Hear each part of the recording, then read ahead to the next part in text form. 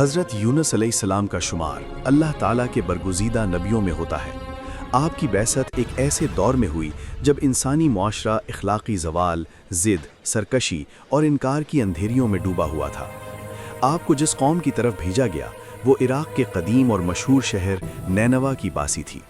نینوا ایک آباد، خوشحال اور تجارتی لحاظ سے مضبوط شہر تھا، مگر اس کی ظاہری خوشحالی کے پیچھے روحانی کھوکھلا پن چھپا ہوا تھا۔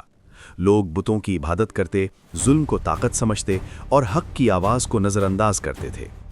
حضرت یونس علیہ السلام نے اپنی قوم کو اللہ واحد کی عبادت کی دعوت دی۔ آپ دن رات انہیں سمجھاتے کہ یہ دنیا فانی ہے، طاقت اور دولت ہمیشہ ساتھ نہیں رہتی، اصل کامیابی حق کو ماننے اور اس پر چلنے میں ہے۔ مگر قوم کے سردار اور بااثر لوگ آپ کی بات سننے کے لیے تیار نہ تھے۔ وہ کہتے کہ ہم نے اپنے باپ دادا کو بھی انہی معبودوں کی عبادت کرتے دیکھا ہے، اس لیے ہم انہیں نہیں چھوڑ سکتے۔ حضرت یونس علیہ السلام کو ان کی ضد اور مسلسل انکار سے شدید رنج پہنچتا۔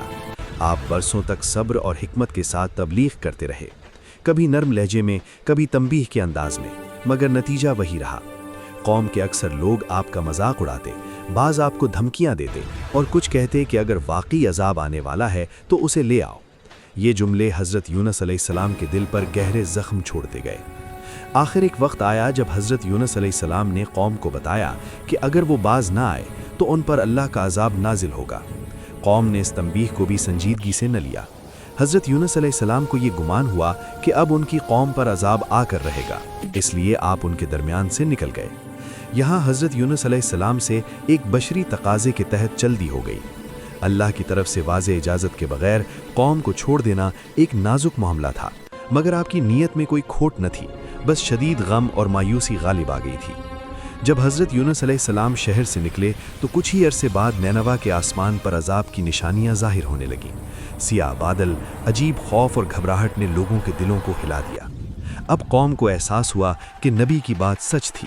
وہ گھروں سے نکلے آئے، بچوں، عورتوں اور بوڑھوں سب نے مل کر رونا شروع کیا، اللہ سے معافی مانگی، ظلم اور بت پرستی چھوڑنے کا عہد کیا۔ ان کی سچی توبہ اور عاجزی کو اللہ تعالیٰ نے قبول فرمایا اور عذاب ٹل گیا۔ یہ تاریخ کا ایک نادر واقعہ ہے کہ ایک پوری قوم نے اجتماعی توبہ کی اور نجات پا گئی۔ ادھر حضرت یونس علیہ السلام سفر کرتے ہوئے سمندر کے کنارے پہنچے اور ایک کشتی میں سوار ہو گئے۔ سمندر میں شدید طوفان آیا، لہریں پہاڑوں کی طرح اٹھنے لگیں۔ کشتی میں سوار لوگ خوف زدہ ہو گئے۔ اس زمانے کے دستور کے مطابق بوجھ ہلکا کرنے کے لیے قرعہ اندازی کی گئی تاکہ کسی ایک کو سمندر میں ڈالا جائے۔ قرعہ حضرت یونس علیہ السلام کے نام نکلا۔ دوبارہ قرعہ ہوا، پھر بھی آپ ہی کا نام آیا۔ تیسری بار بھی یہی ہوا۔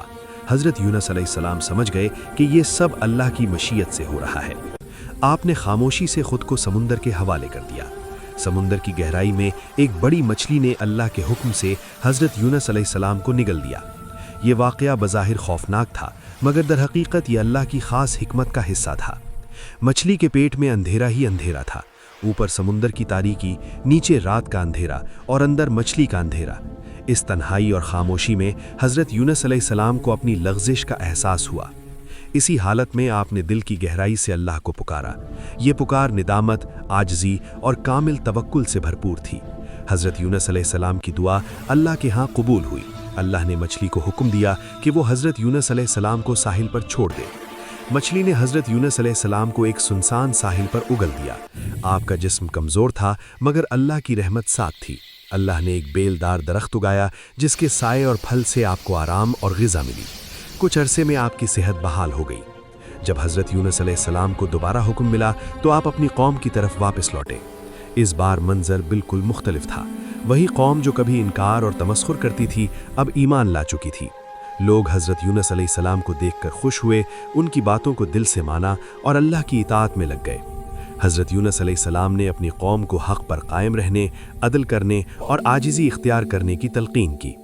حضرت یونس علیہ السلام کی زندگی ہمیں یہ سبق دیتی ہے کہ نبی بھی انسان ہوتے ہیں، ان سے بشری سطح پر جذباتی فیصلے ہو سکتے ہیں، مگر اللہ کی رحمت ہر چیز پر غالب ہے۔ یہ واقعہ یہ بھی سکھاتا ہے کہ مایوسی کی کوئی گنجائش نہیں، چاہے حالات کتنے ہی سخت کیوں نہ ہوں۔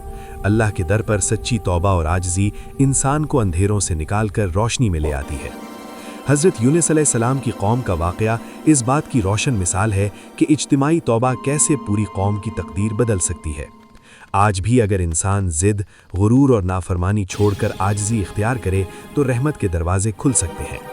حضرت یونس علیہ السلام کی کہانی صبر، رجوع اور امید کا پیغام ہے، جو ہر دور کے انسان کے لیے یکساں طور پر مؤثر